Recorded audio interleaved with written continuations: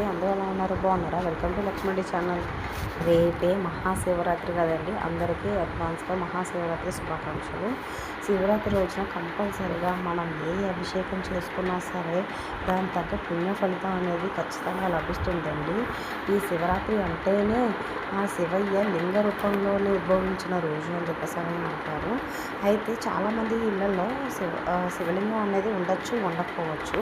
So శివలింగం లేకపోతేనేమండి, మనమే శివుని తయారు చేసుకుందాం రండి.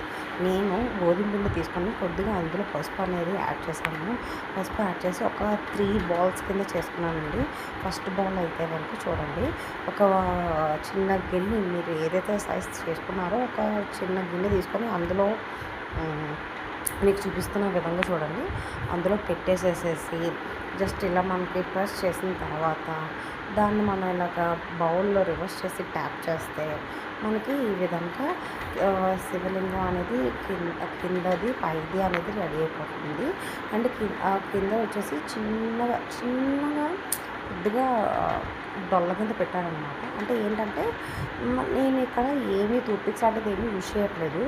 జస్ట్ యాజ్ ఇట్ ఈజ్ గోధుమ పిండితో చేసింది అలా పెట్టేస్తున్నాను అనమాట. అందువల్ల కొద్దిగా నిలబడడానికి, కొద్దిగా స్టాండర్డ్గా ఉండడం కోసం అని చెప్పేసి అలా కొన్ని పెట్టి, తర్వాత ఈ సైడ్ది ఉంటుంది కదండి, ఆ సైడ్ది కూడా కొద్దిగా మనం ఇలా జస్ట్ రోల్ చేసుకొని షేప్ అవుట్గా పెట్టేసాను. యాక్చువల్లీ టూత్పిక్ యూజ్ చేస్తే అది కొద్దిగా ఇంకా స్టిఫ్నెస్గా కనబడుతుంది మీకు.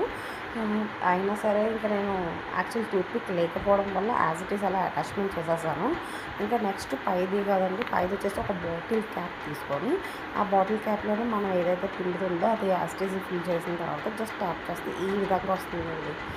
చూడండి, సింపుల్గా మన శివయ్య రెడీ అయిపోయారు. నాకైతే నా దిష్టి తగిలేసేలాగా ఉంది నా శివయ్యకి. ఇంతకీ మీకు నచ్చిందా శివయ్య? కొద్దిగా అది టూత్పిక్ యూజ్ అది కొద్దిగా అడ్జస్ట్ అవ్వాలి. అండ్ పాము కూడా ఉండాలి కదండి, పాము కూడా రెడీ చేసేసాను. ఎలా ఉంది ఫైనల్ అప్పుడు చూపిస్తాను. అంతే, బాయ్.